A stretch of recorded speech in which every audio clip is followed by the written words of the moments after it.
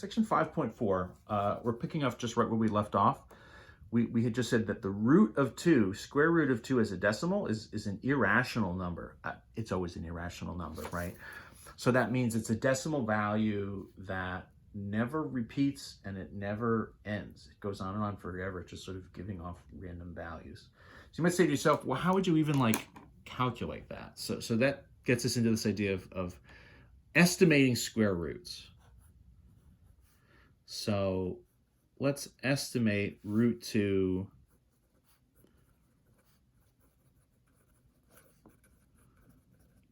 let's go maybe to 2 decimal places just to start. So you might say to yourself, okay, I don't know how to do that. What do you mean? I just sort of guess out of thin air? And kind of the answer is yes. Obviously we could be a little bit more strategic to that. So the idea with this estimation stuff is you want to kind of find a value above and below, and you kind of squeeze the number towards a more and a more accurate representation. So let's start this for a second, right? So 2 is obviously between 1 and 4, right? So there's 1, 2, 3, 4. And if I start to take square roots of all of these numbers, so square root of 1 would be 1, right? Square root of 2 is sort of the question mark that we're trying to find. Square root of 3 is also a mystery. Square root of 4 would give us a 2 again, right? So that means I know that the root of 2 is somewhere between 1 and 2. It's bigger than 1, it's less than 2. So it's not that I'm sort of picking numbers totally out of a hat. I'm kind of looking, okay, I have a certain number of perfect squares that would sort of, take the root and get me a whole number.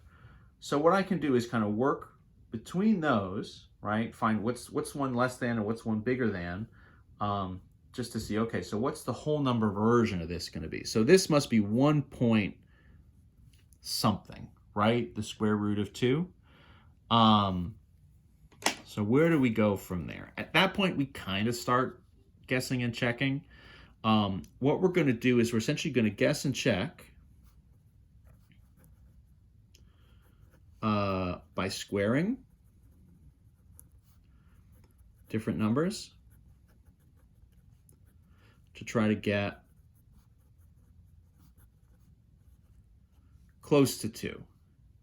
So let's eyeball this a little bit. Let's try to think for a second. So we're between kind of 1 and 4, gets us between 1 and 2. We're closer to 1, right? So probably, and in theory, there's the root of 3 that's in here somewhere as well.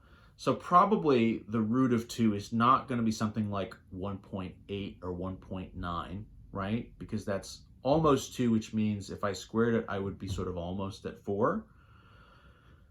So I'm a little bit closer to 1 than I would be to 2. So let's try something like 1.2. And what we're going to do is square it. And so this is where it becomes decimal math, right? So what we're going to do is say, okay, so this is 1.2 squared. So that would be, right, 1.2 times 1.2. So 2 times 2 is 4. 2 times 1 is 2. 0, right? 1 times 2 is 2. 1 times 1 is 1. So this is 441. There are 2 decimal places. So that's going to be 1.44. So 1.2 squared is 1.44, right? Okay, great. So like that is less than 2. That gets us a little bit closer. So now I would kind of know the root would be somewhere between 1.2 and like 2 on the nose. Yeah? So let's just work our way up just kind of one number at a time. So what about 1.3? We'll square it. So again, 1.3 times 1.3. You might know your times tables for perfect squares. So notice here, 1.2 times 1.2 is really 12 times 12 is 144. Just as a decimal, 1.44. This should be right. 3 and 3 is 9. 3 and 1 is 3. 0, right? 3 and 1 This is 169 if it was 13 times 13, but it's a decimal, so 1.69. Now that's closer, right, actually? So 1.3 squared, 1.69. So we're still less than 2, but this is actually closer. So that means if we're trying to sort of estimate, if I was, in some sense at this point, just trying to do a 1 decimal version, 1.3 would be a better estimation than 1.2. What I'm trying to do is squeeze it. I'd like to get something that's shifts from being below to then being above. And then I would know that somewhere between those two numbers would be where I would kind of zoom in. That would be where I would then kind of continue and dig a little deeper. So let's just keep moving up. Let's go 1.4.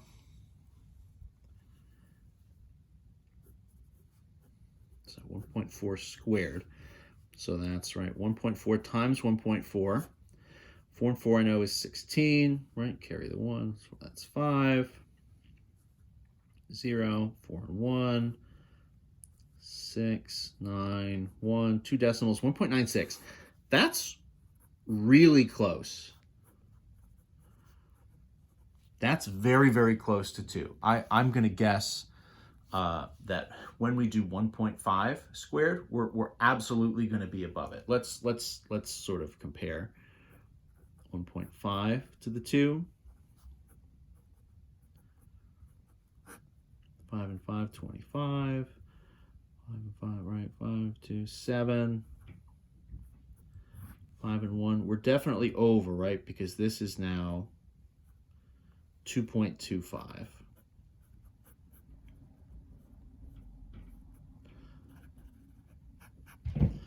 So that's over. So what does that kind of mean so far? Let me carry this on to the next page, because obviously this takes a lot of writing.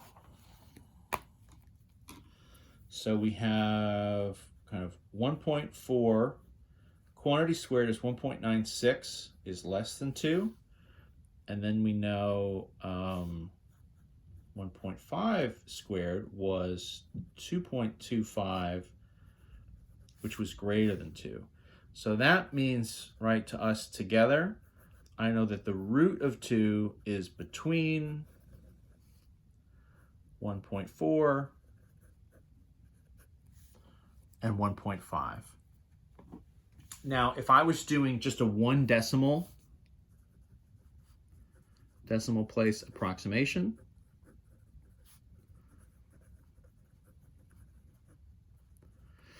what I would use is the 1.4, because that's clearly closer, right? This is only 0.04 from 2. This is 0.25 away. The 1.4 is definitely closer by quite a bit. So if I wanted just a 1 decimal place approximation for the root of 2, what I would use is 1.4. I would like, however, in this case, what we sort of said originally is I would like to go 2 decimal places deep. So what I'm going to do now is, so to get a 2 decimal place approximation. So we kind of said, in theory, this is one that would go forever. So we could kind of go, 10 decimals, 20 decimal places. That's not really going to be the best use of our time, so we're not going to do that. That's definitely where you get to, have a calculator or an Excel or a computer or something, sort of start to do this instead. So I know that I'm somewhere between 1.4 and 1.5. So what I'm going to do is I'm just going to go to the next decimal down. And what I'm going to say here is 1.4 was really close. 1.4 was very close, right? So let's just compare 1.4.1. I won't do 0.40, because that's just the same as 1.4, right? And this is where the multiplication starts to get a little more frustrating, because now it's like, okay, 141, 141. I mean, this is like, the numbers here are relatively small, of course.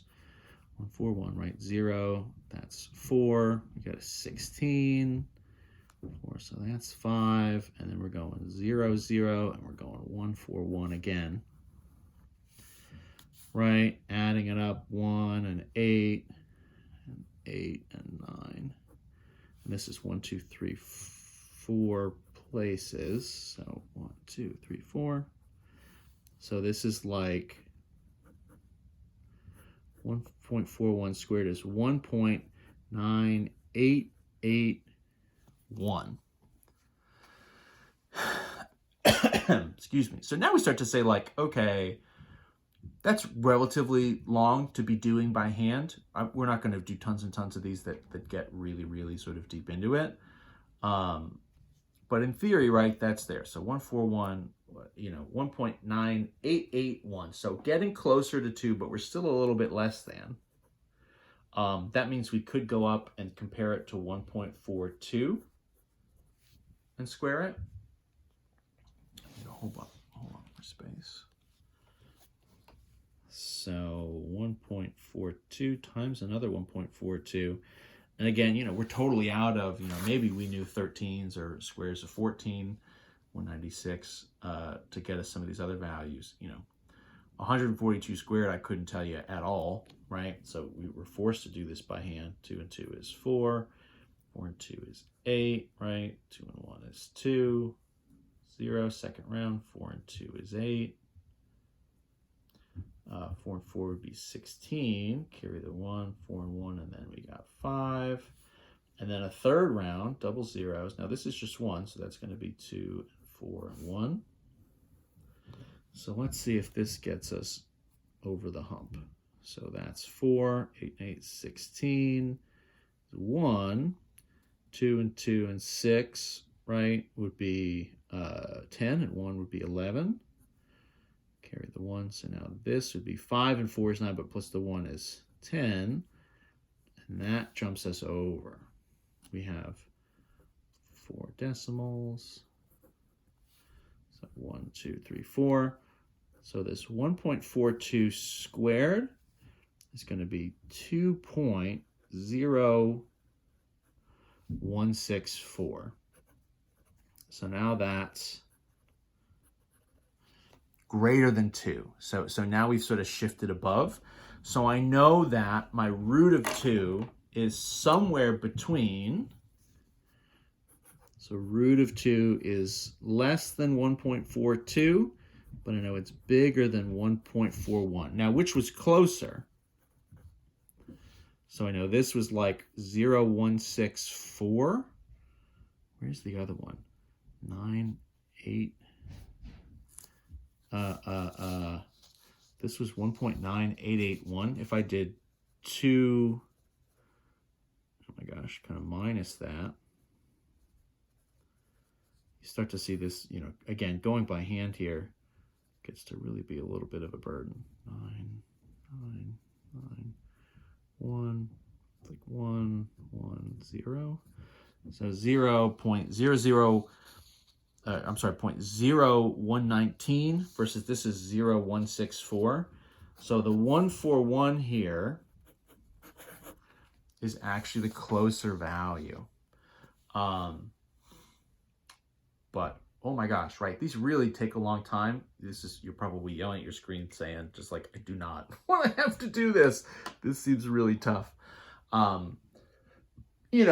By hand at home, in theory, you can kind of check some of this work with a calculator. I'm not really going to make you do extended versions of this on a quiz or a test necessarily, but there's a couple on the homework.